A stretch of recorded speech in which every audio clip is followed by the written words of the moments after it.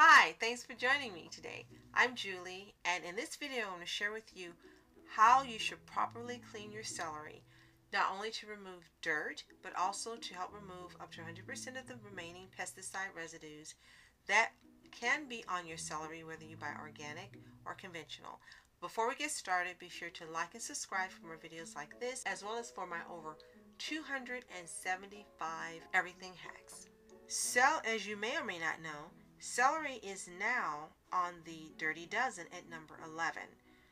Whether you buy organic or conventional, most likely there's some type of pesticide residue. Pesticides are used on produce to control pests, disease carriers such as mosquitoes, ticks, rats, and mice, and they're also used to control weeds, insect infestations, and diseases. Herbicides and insecticides are the two top groups that are used, and there's a large body of evidence that links exposure to these pesticides to an elevated rate of chronic diseases including cancer, diabetes, birth defects, reproductive disorders, asthma, COPD, and more. In this video, I want to share with you how to clean your celery as thoroughly as possible. Why? Because if you're like me, you may drink celery juice almost every day. You may add it to your juice blends. You may put it in your salads or add it to dishes that you're cooking. And the best thing for you is to have the celery as clean as possible. First off, whenever possible, buy organic celery.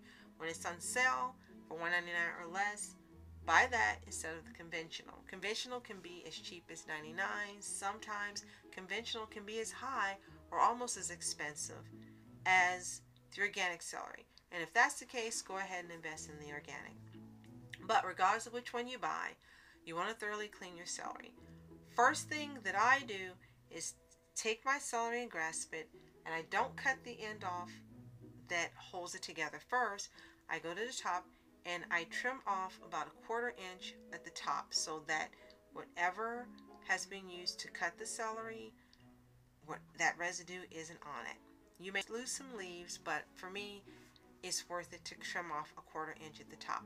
Then I trim off a 1/4 inch to a 1/2 inch the bottom or the root of the celery. That separates them and allows you to take them and run them under medium to hot water, taking your fingers and going on each individual celery stalk and clean it thoroughly. If you can't get that stuff off the bottom, then take a knife and trim it until you have some clean celery stalks.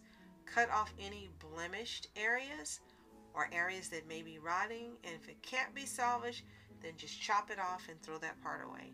Now once you're done doing that, that's your basic cleaning. No, I don't use any soap because celery is the majority water, and I don't want to take the chance of ingesting anything, whether it's fragrance free or not, as part of a dishwashing liquid. So what I do is get my salad spinner, leave the insert in it, and I take my celery and chop it into 1 to 2 inch pieces, since I'm going to be putting them into the juicer to create a juice blend or 100% celery juice. I place those pieces in the salad spinner. In the insert, I fill it with lukewarm to warm water, and then I add a teaspoon of baking soda. I agitate and I let the celery sit there for 5 minutes. Why 5? Because I've noticed that each time I clean celery this way, there's a slimy build on it from the pesticides that the baking soda has removed. So I want to make sure that I get as much off as possible, since I will be using this for juicing. After the 5 minutes, I remove the insert, pour out the dirty water, because it is going to be dirty. You're going to see the water looks gray. And you're going to notice that your celery looks much, much brighter than it did before you started. Place it under cool water and rinse it thoroughly. You might have to take your fingers and rub it gently to get the slimy residue off. And once it feels clean, then you're ready to either cook your celery, eat it in a salad, or place it in a chute to juice. And it's as simple as that. Do you already clean your celery like this? Let me know in the comments below. Trust me, it's worth the extra time. Has this been helpful for you? Give me a thumbs up and let me know.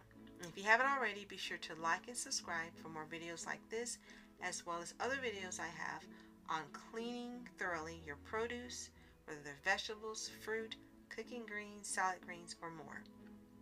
Well, that's it for now. I'm Julie. Thanks for joining me. See you next time.